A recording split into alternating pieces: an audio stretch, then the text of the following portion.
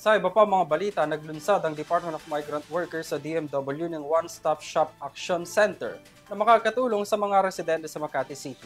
Itinuro rin sa mga dumalo ang financial awareness at small business management training. Si JC Pancho para sa detalye ng balita. Patuloy ang pagbibigay ng serbisyong pangkalusugan para sa ating mga overseas workers at kanilang pamilya sa pagsasagawa nila kasama ang sigla sa Wellness Center ng OFW Hospital sa Makati City. Isinagawa ang wellness program sa DMW One-Stop Shop Action Center kung saan sabay itinuturo ang financial awareness at small businesses management training mula sa DMW National Capital Region.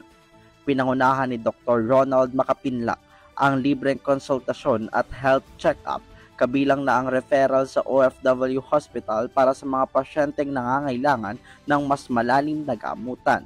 Plano rin ng Sigla Wellness Center na palawakin ang kanilang serbisyo gaya ng mental health care, rehabilitation care, occupational and functional medicine, life coaching at fitness program para sa mas komprehensibong pangangalaga.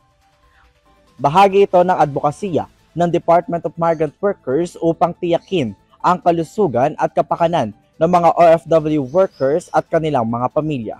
Para sa EuroTV News, JC Pancho, sumasaludo sa bawat Pilipino.